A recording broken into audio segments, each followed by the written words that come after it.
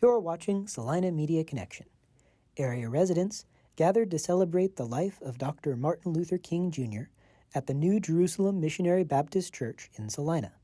Maritza Rodriguez, a junior in social work at K-State Polytechnic, and Dr. Adrian Douglas, president of Cloud County Community College, discussed the message and importance of Martin Luther King Jr. In our next selection, choir, is Woke Up This Morning With My Mind, Stayed on Freedom.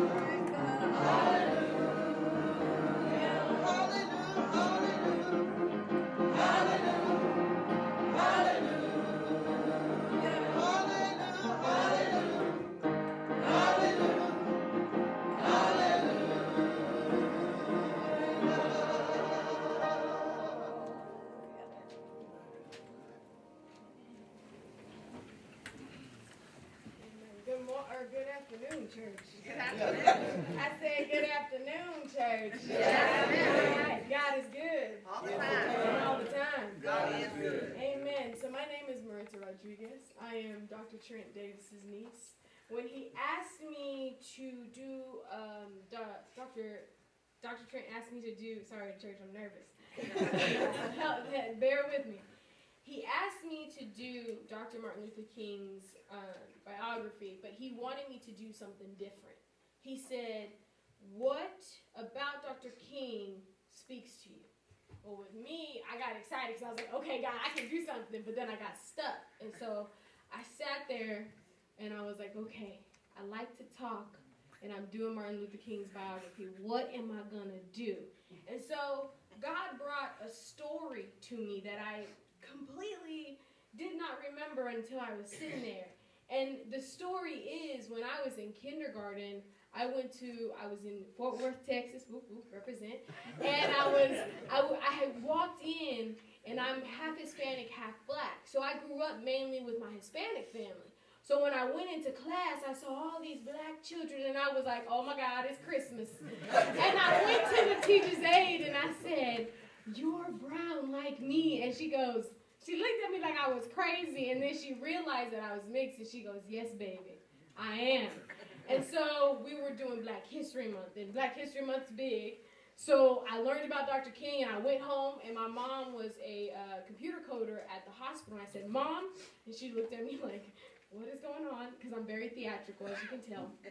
And I told her, I said, I want to teach my class. She goes, well, what do you want to teach your class about? I go, Dr. Martin Luther King. And I'm 4 at the time. This is pre-K. So for me to say this, she was looking at me like, do you know who he is? And I said, I do. So I'm going to read to you guys a personal biography that Dr. King himself has imprinted on me. His blueprint is on me. So now his legacy is part of my legacy. If you feel me, church, if you feel me. So when I was in kindergarten, I remember creating and issuing packets with my mom that had all the information about civil rights, about the civil rights movement, and the Reverend Dr. Martin Luther King Jr. to my class. I was so proud that I was learning part of history at such a young age. As I grew, I faced a few struggles in life that dealt with racism and hatred towards me as a child. When you are a child and you are told you are not going to make it to college, it is not a fun feeling, but you push.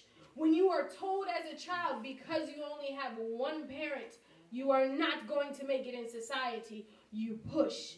When you are told that statistically you are going to be a mother at the age of 16, you're going to be a dropout in high school, you push. So those are the struggles that I faced and I pushed. And the one thing that helped me push was thinking about Dr. King and what he wanted us to do in life. He wanted us to be united. So that's what I pushed for. I wanted to keep his dream alive, because when you listen to I Have a Dream, it is not his dream for just him. It is his dream for all of us. So when I kept doing it, I showed my kindness as much as I didn't want to show my kindness and say things that God would not want a child to say to somebody. Because they're an adult, I had to say, you are my elder. In Jesus' name, you will be healed. Amen. Hallelujah. So I had to do it through actions, because if I spoke, it would have been bad. So I just, through action, and by just keeping pushing and smiling, I did it. I graduated high school and they didn't want me to, so I did it. I made it to college when they said I couldn't make it to college, and I'm almost graduating. Amen. Amen. Amen. So I'm getting there. Dr. King was not just a public figure to people who followed him in the boycotts and marches, when they went to Salem, when they boycotted the buses. He was a father figure to people who he didn't even know while he was alive, and even after he passed away. He gave hope to people when they were about to give up fighting for their rights. These people were about to give up. And Dr. King said, no, we're going. Let's march. Let's march to Salem. They marched the first time. They went back. He said, I wish I would have known that the devil is a lie, that I knew that the deputies were there, I would have stopped my church duties. The second time those people walked. Because yes, it was Bloody Sunday, but we made a statement when we marched to Salem. He showed all, Jesus, I'm going fast. Sorry, church, I'm getting into it. He gave hope to us. He showed all races that they are a part of something that is bigger than themselves.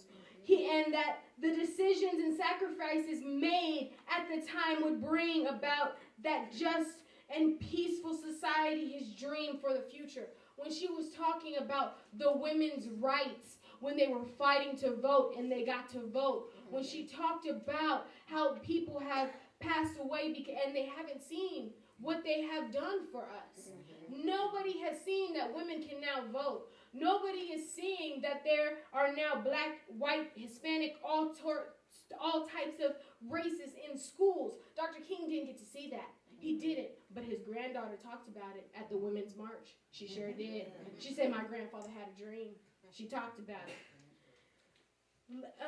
Dr. King said something in his speech of I Have a Dream. He said, let us not seek to satisfy our thirst for freedom by drinking from the cup of bitterness and hatred. Yes, I felt he was telling us was that he was fighting for our rights, but it didn't mean we could act a fool now. He said, look, I'm fighting for you, but when I fight for you, don't you get cold-hearted. Don't you start acting a fool. Now, that sounds like when my mom tells me, I'm about to give you this, but if you act a fool, the bell's going to come out. And I was like, woo. So when I felt that, I really felt that when I heard that, I was like, okay, God, you're really talking to me. And so that's what he meant when he didn't want us to be mean-spirited towards the white people. He wanted us to love them because he knew there was a bond that had been severed. There had been something that had cut the tie that we had with the white people. We may be different colors, but we are brothers and sisters, and we need to mend the bond. The bond needs to come back because it is broken. It is broken and it needs to come back. Dr. King did not just want to fight for us. He wanted to fight for the poor. He wanted to fight for anybody who he could help, he helped. He also wanted to, I said he reconnected the bond. So on that note, I also want to say something that I believe when the pastor first talked about you need to listen, and this, I hope you learned something. This part that I'm about to talk about is so important because some people don't feel like they are accounted for, and it's the Black Lives Matter. It is not just Black lives. It started with a Black life, but it's every life matters. It is not just Women's March. It is not just LGBTQ. It is everybody. Fight for the people you believe in, you support. If you want to fight, you got to get in those marches. You got to get in there. You can't be saying, "Oh no, it don't have my credentials on it." No, it has your credentials on it. You need to get in there. Get in there. Get in there and get dirty. Like he said, if you can't run, if you can't walk, you got to crawl. Just like in the military, they crawled through them trenches and they got to where they were supposed to get to. Am I right now? Am I right? All right. Sorry. I've been getting into it. I'm sorry, church. I feel Dr. King welcomed all who believed in equality, fair and just treatment, and love for humankind. Dr. King was born on January 15th, 1929 in Atlanta, Georgia. He was the spokesperson for the Civil Rights Movement from 1955 till 1968. Sadly, he was killed in Memphis, Tennessee in 1968, at the age of 39. And it is so sad that he is not able to see this wonderful day that we are celebrating. But let us not let his legacy go in vain. Everybody in here is a part of his legacy. You may not be his blood, but you are, because you are a part of his legacy. You are doing something. So remember, when they give you something you don't like, just say, you know what, I have a dream. Don't sip from the cup of bitterness. Just think about that. Just don't sip from it. All right.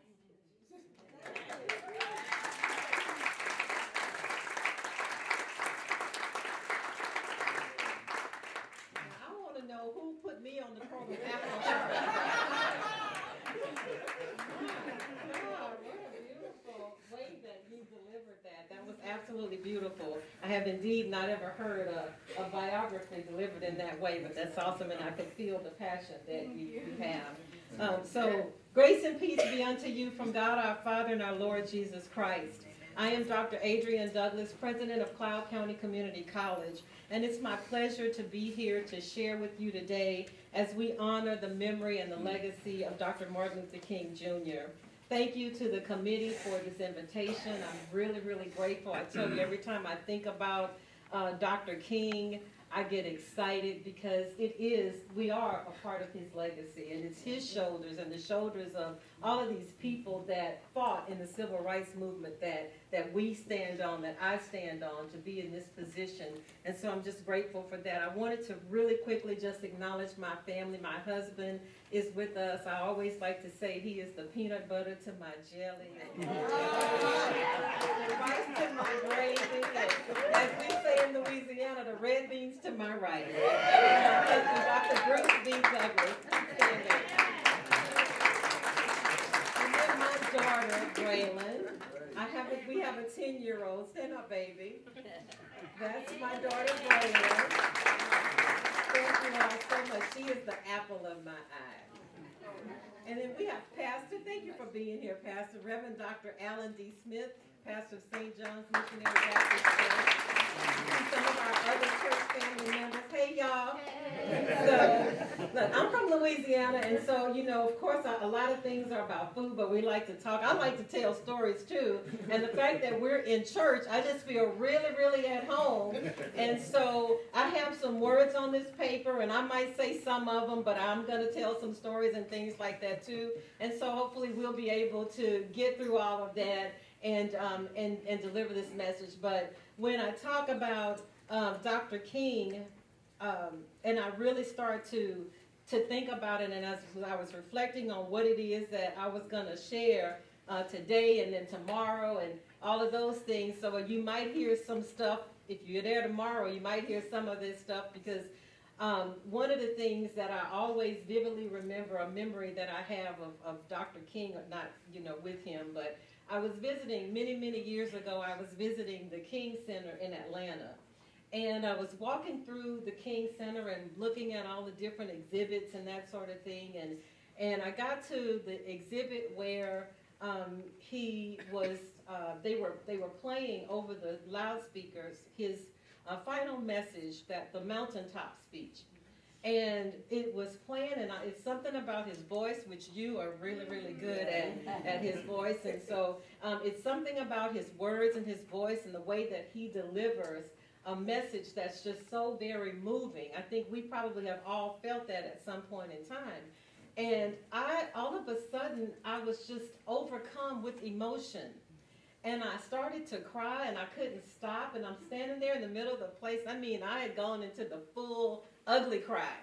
And so I couldn't stop, I couldn't gather myself, but I was just trying to, it was the words, it was what he was saying, it was the idea of knowing that that was his final message, and it felt like he felt it, or there was like a little bit of prophecy or something to it. And I think all of that just coming together just kind of really touched me.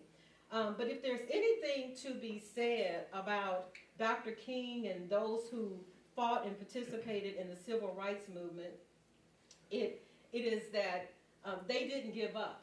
This theme is never give up. And when we talk about Dr. King and the people who fought in the movement, they didn't give up. And they were making progress in the things that they were doing, but they often, many of them didn't live to see it. As Maritza said, they didn't live to see the fruits of their labor. But we're here to see it, and we're here to experience it, and we're here to be able to enjoy some of those freedoms that they so selflessly sacrificed themselves for. But Dr. King, even in that final speech, he was seeking to encourage the crowd in Memphis to never give up. He said, I've been to the mountaintop and I've seen the promised land, and I might not get there with you. He said, but I want you to know tonight that we as a people will get to the promised land. And he wanted them to understand that they needed to keep going. If you can't run, walk. If you can't walk, crawl. But keep on going, keep on moving, never give up. And they shouldn't. And he wanted them to understand that, whether he was with them or not. And as I stand before you today, I hope to be able to just plant a seed that will inspire you to move forward in life with enthusiastic hearts and a clear sense of wholeness. As this young lady said, we have to be able to do this thing together. We need to be united, because we are, at the end of the day, more alike than we are different. And so we need to be able to build on that and find those similarities and focus on that, rather than focus on the differences that we have. There are always going to be differences, because that's what makes the world what it is. All right. But how can we continue to move on and move in a positive way so that we can support each other and grow together? Because at the end of the day, that's going to make for a better world. Amen. Right? And so that's what I look to do at Cloud County Community College, because I believe that we are shaping our future. And that's a part of what the duties that I take in this role. That's what I'm looking at. So when I think about that, and I think about Braylon, you know, there are lots of things that I'll probably talk about today. Things like education, faith, love, fear, failure, success, all of those things. Because all of those things play into the journey that Dr. King and all of those who fought in the movement faced. And those things played into my journey, probably as well as yours also. And so I'll sprinkle in a few little stories here and there.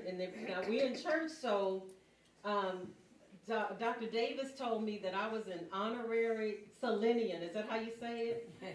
Okay, so that means that we family, right? Yeah. Okay, so that means that I can be really honest in my stories, right? Okay, thank y'all so much for that. So when I give it to you, it is what it is, but it's all in love, so it's coming from my heart. But I want you all to know, hopefully that by the end of this message, you will know who I am, you will know what I stand for, what I believe in. And so when you get ready to send your children and grandchildren to Cloud County Community College, you will know who you are entrusting them to. I think that's important, right? Okay. So you all saw my 10-year-old daughter, Braylon, there. So my husband and I have 3 goals, really, that we're striving for with her. And it's quite simple. The first is to provide her with a firm biblical upbringing. All right. Second is to be sure that she has a solid educational foundation. And third is to raise her so that when she becomes of age, she is a productive citizen in society. And that's how I view this work as president of a community college. I believe, as I stated, that we're shaping our future. So how do we develop these young people to be our next leaders, young people who will understand what Dr. King stood for, how it's important for them to serve, to be engaged in their community, to be civic participants, and to do and to make their community a better place. How do we shape these young people to be able to think that way? I'm going to share 3 points with you, and then I'm going to sit down. But it's a message that I share with the students all the time, because we do want them to be good people in this world. I believe these points also embody who Dr. King was, and I hope that they will too inspire you to never give up. The first one is to put God first. Amen. Now, Dr. King, he was here, this young man. He was a young preacher who I think probably only wanted to preach in his daddy's church.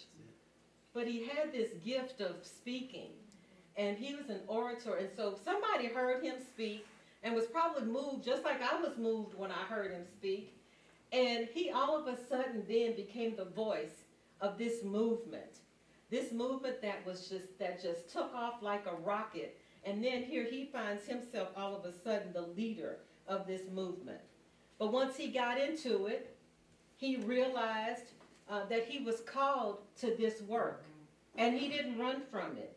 He started the journey, and he never gave up.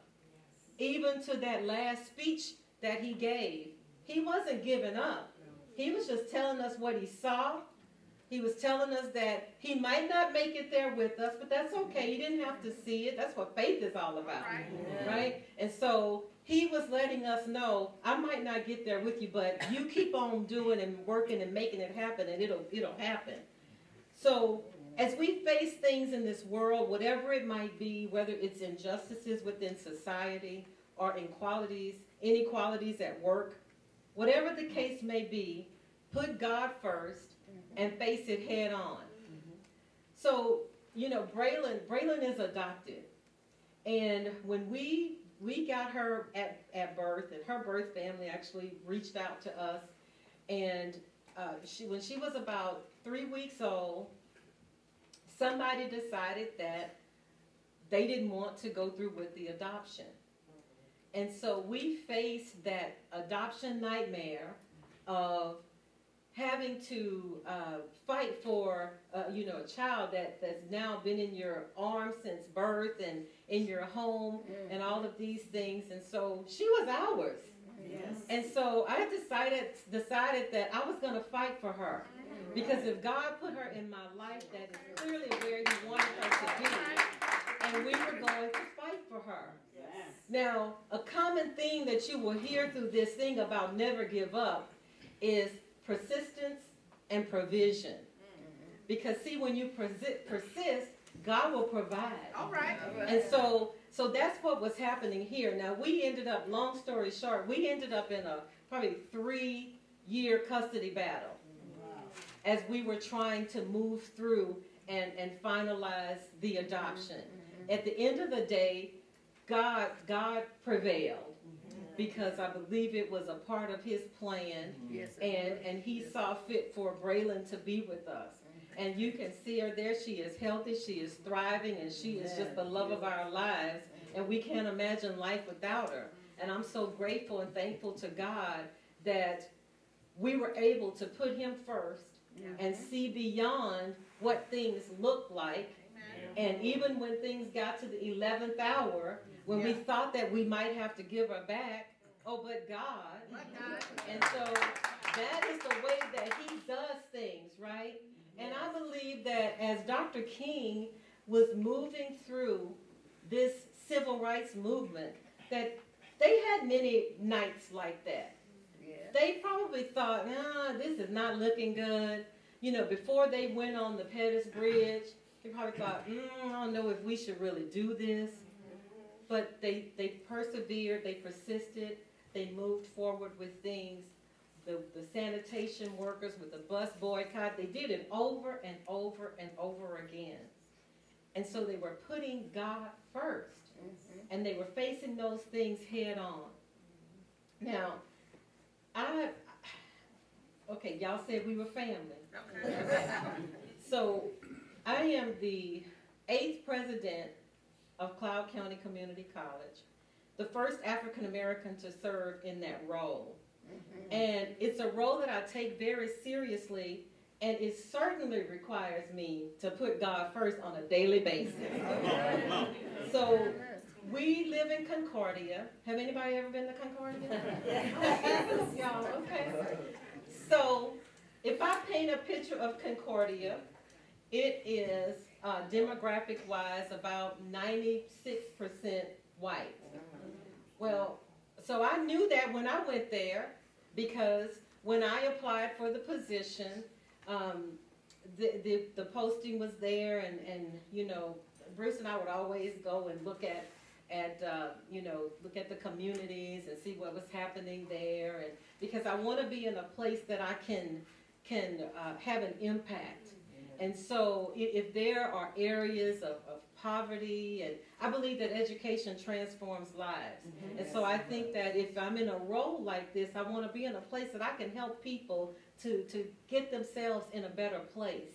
And if people are living in poverty, can we help them through the educational system then be able to get skills or get an education to be able to get better jobs, then to be able to provide for their families. So we're looking at all of these things, and we see the demographics, and we see that it's, what percent? 96% white. And so, but that didn't bother us, and that didn't scare us, because when you put God first, you know that He's going to go before you, and if that's what He has for you, there's not anything that anybody can do about it, right? If that's what He wants you to be.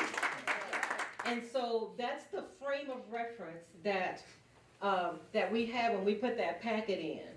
So we go through the interview process, and we get to be a finalist. And so we come for the interview, and it's like a 2-3 day process, the different things that we go through. And a very, very good visit. Very good visit. So we go back, and the finalist was myself and 2 white men. And so we leave, and we go back home, and they selected one of the gentlemen for the position. And I thought, okay, I'm all right with that, because if that's where God wanted me to be, that's where I would be. Yes. And so if that's not it, I'm fine with that, because I want to be where He wants me to be. And so I moved on.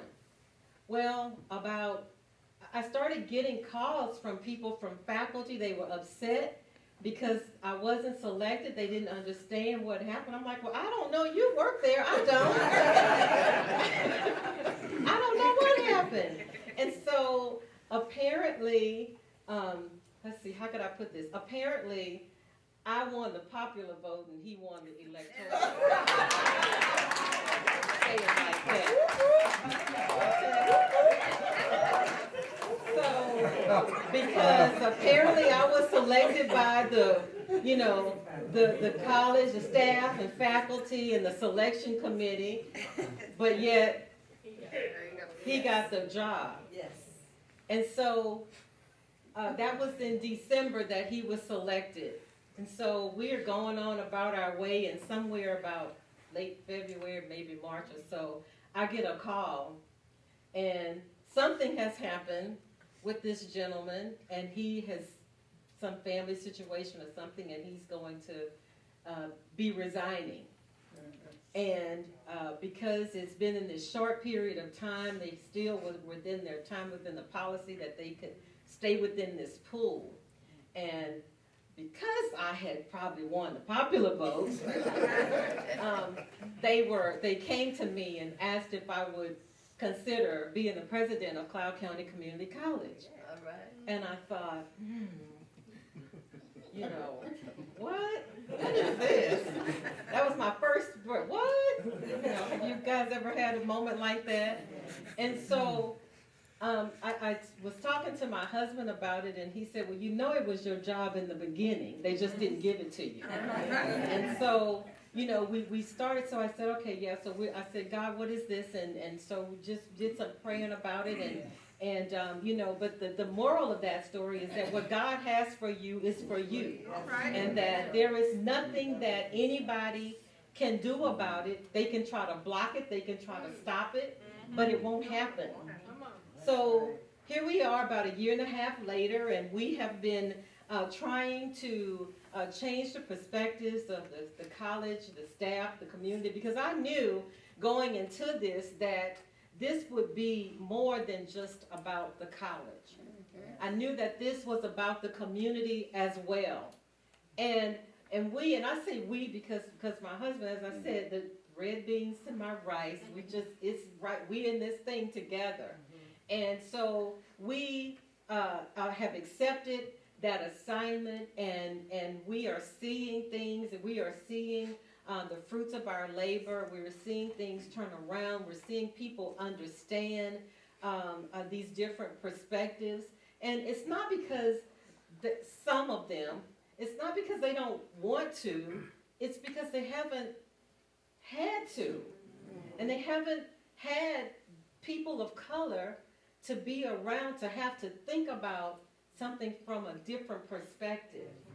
So for example, it's the program tomorrow. Last year, this time, we had a young lady who was going to church with us. So we take a group of students from the school who want to go to church, and they want to have an experience in a black church. And it's not because it's any right or wrong or better or worse. It's just different. It's just different. And they want to be able to have an experience in a church that they have been accustomed to. And so they asked us to find a church for them to go to. And so we did. And so we ended up at St. John's. And so we bring them every week. We bring the students from the college who want to come to church. And so, but there was a young lady who, she was also an RA, and she wanted to come. Pastor talked about the program, and so we thought, well, maybe we'll come to the program, and maybe we'll bring a group of students. And then I thought, wait a minute, you're the president of the college. You're probably having something there. It was my first MLK day at the college. It was the first one. And so they probably having something at the college. So I went back, and I went to check and to see if we were doing something for MLK Day. No, nothing was happening. And I thought, wow, okay, so nothing's happening at the college. Let me check the city and see if something's happening at the city. If I could find any mention of MLK Day, you could, right? And so there was nothing, and I thought, wow, this is really sad, you know. And so, so anyway, we're definitely doing something this year on campus because I believe that it's important because while Concordia may not be diverse, our campus is. Amen. And so we have to be able to provide, again, remember, we're trying to produce productive citizens, right? We're trying to prepare them to leave us and go wherever they're going to go and be productive in this global society that they're going to have to live in. They're not going to live in, the world is not like Concordia, right? And so the world is very diverse, and we need to be preparing our students for that. And so, so we're going to be doing something. And so, anyway, so going back to this student, she was an RA. So the lady that was over the RAs called a mandatory training on whatever that Monday was going to be, you know, that day. And so I say that Monday because it wasn't that she called it on MLK Day. She just called it on that Monday because that Monday was a Monday. That's all it was to her. See? And so the student said to me, well, I'm not going to be able to go to the program. And I said, well, why? Because she was very excited about it. And I said, well, why can't you go? And she said, well, I have to go to this training, you know, for RAs. I said, well, who called a training on MLK Day? We closed. We're closed for MLK Day. And so if we're closed for the holiday, I couldn't understand why somebody would call a meeting on a day that we're closed and then be upset with the student for wanting to go and celebrate the very thing that we were off for. I had a problem with that. And so I brought it forth, but she was able to go to the program without any repercussions or consequences. And I do believe in consequences on both sides, good and bad, choices and consequences. I teach Braylon that all the time. And so I went back to my cabinet and I said, can you all help me understand how is it that we have events called on, you know, how we're doing stuff and working on the day, whatever.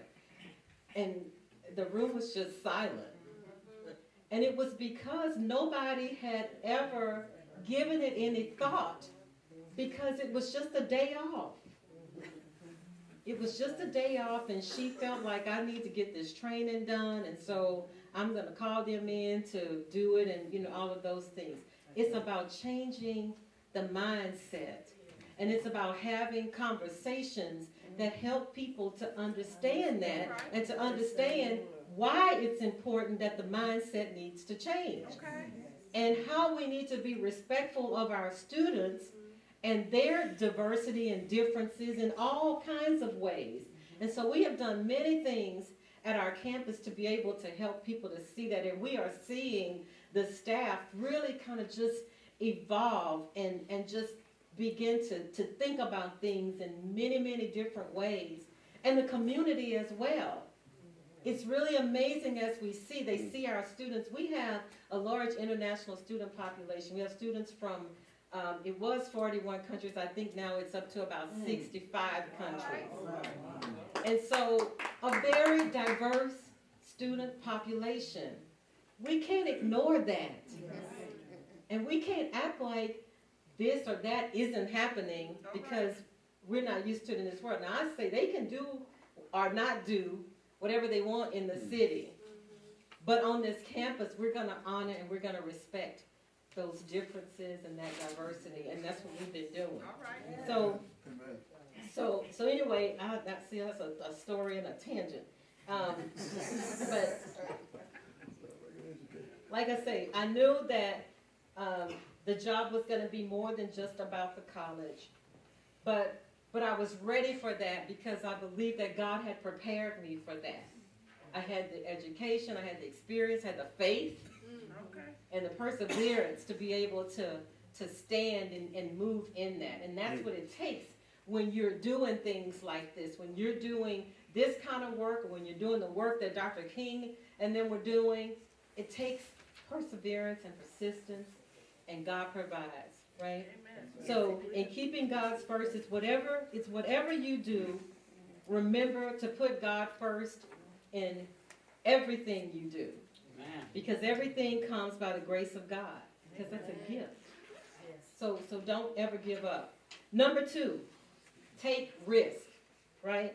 When we're trying to prepare these students for a global society and be productive citizens, right? You got to take risk, okay? I can boldly say that I'm here today because of the risk that Dr. King and the others have taken many, many decades ago. We stand on their shoulders.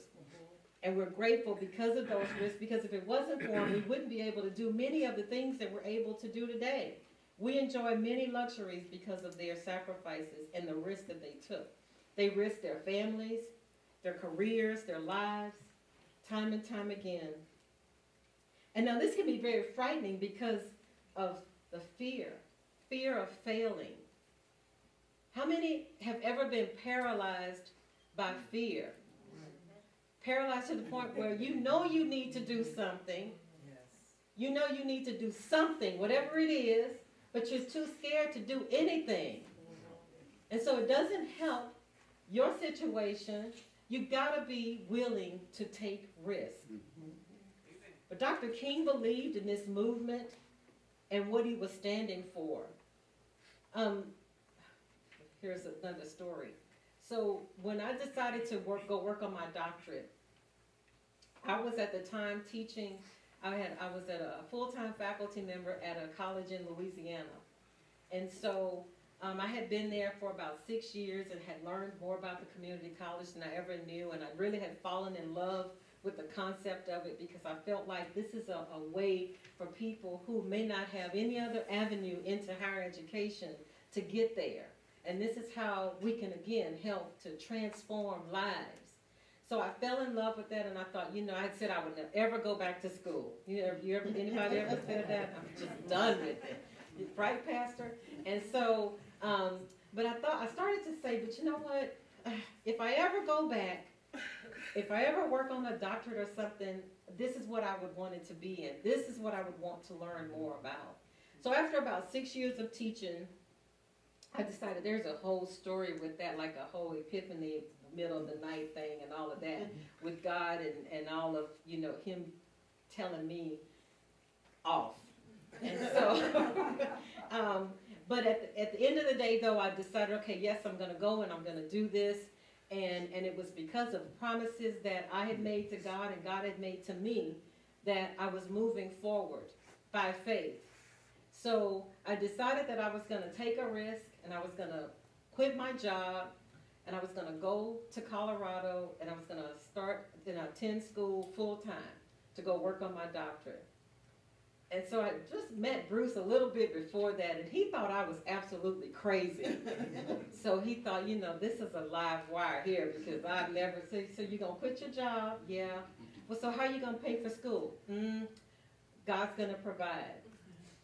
He said, well, what's your plan B? There is no plan B. I was like, oh my gosh, I ain't never seen nobody like this lady. So anyway, it moved on, moved forward, but God did provide. So when I went to Colorado, I was going to go, and even when I was applying for the program, the man told me, he said, I've never seen anybody who wouldn't take no for an answer before. And so I could get into the program, but he said, well, yeah, okay, so our program, it's a part-time program, but I want to go full-time. He said, well, it starts in August, but I want to start in January because it was just right around Labor Day or whatever that I had applied. And so he's like, okay. And so I said, okay, so I'm going to come in January and I'm going to do it full time. And and he's like, okay, let me just see how I can work this out since you won't take any other answer. But never give up, right? Never give up. And so I was able to go, and there was a program that there was a partnership between, I had graduated with my undergrad from Southern University, which is an HBCU.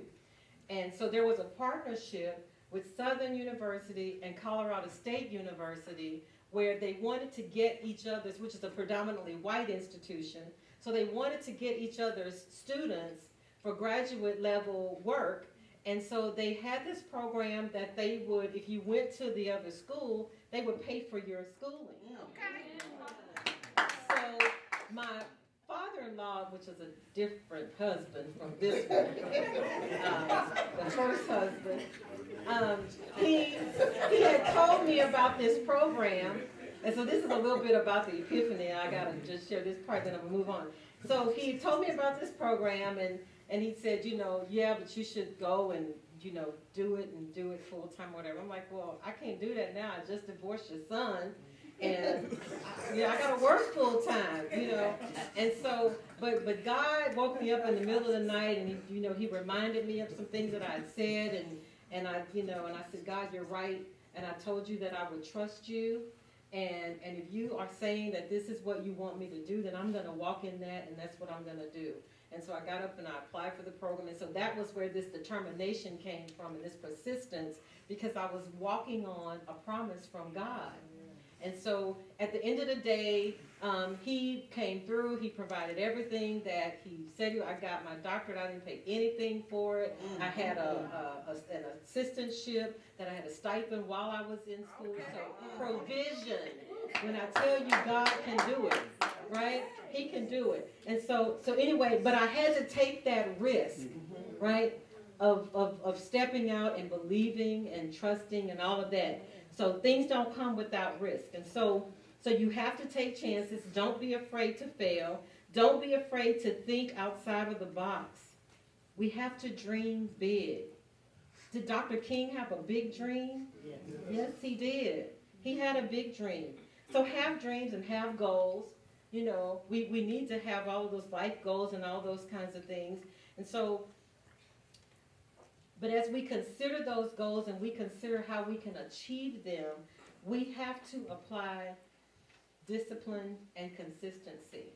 And we consistently saw that through Dr. King and those who were fighting in the movement. You have to work at it every day.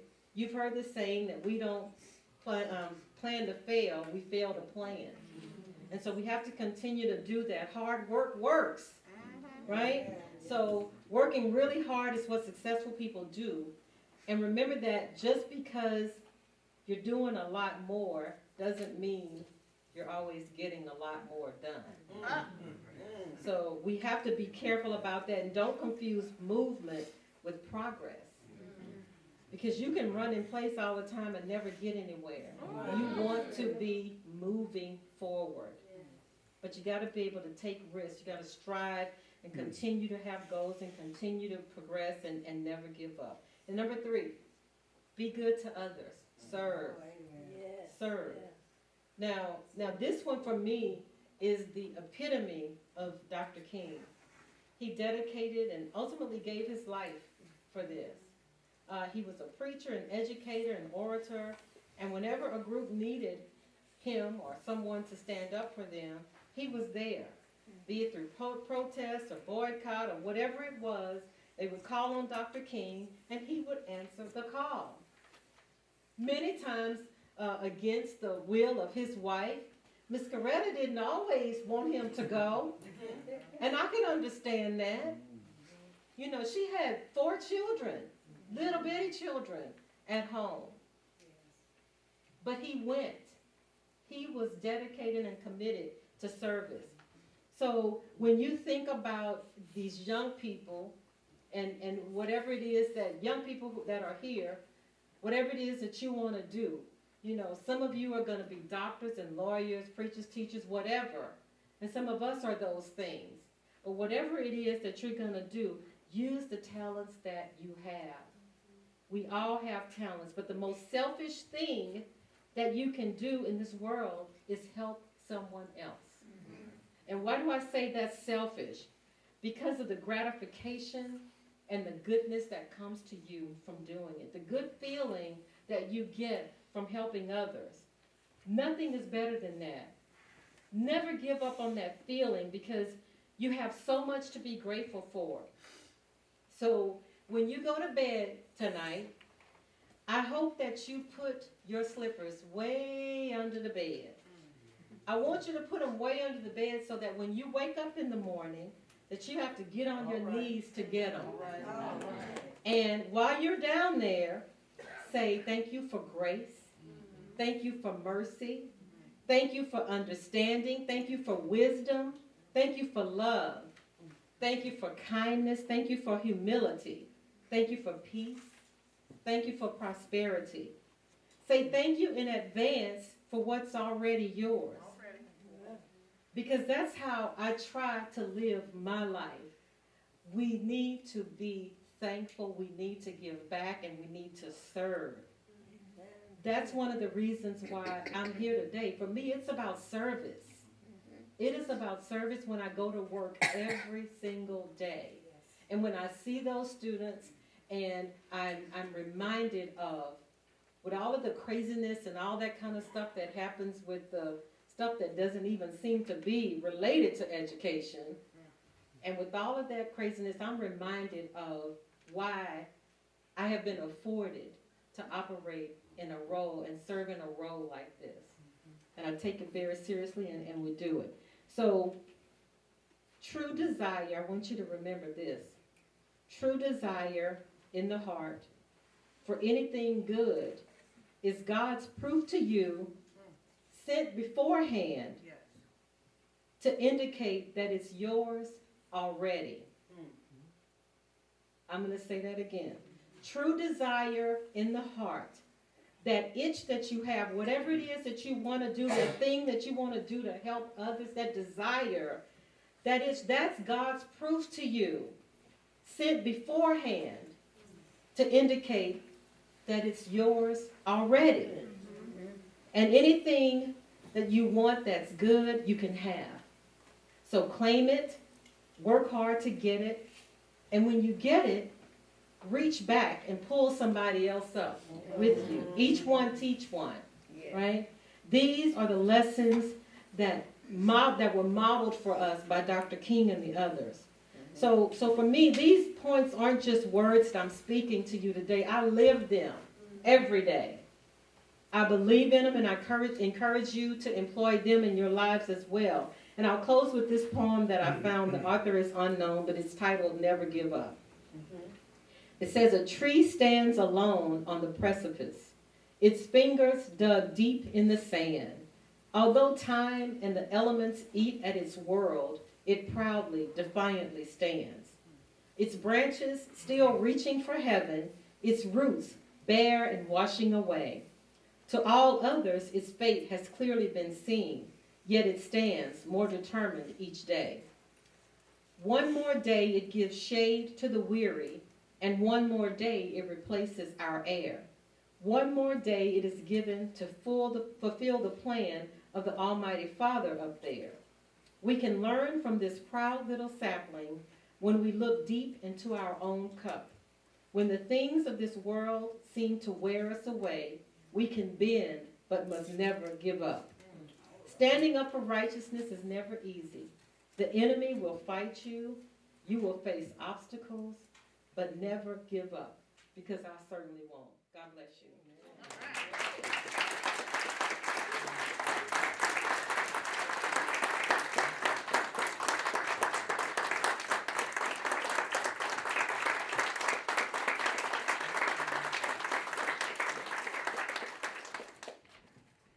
That was part 2 of a service celebrating Martin Luther King Jr.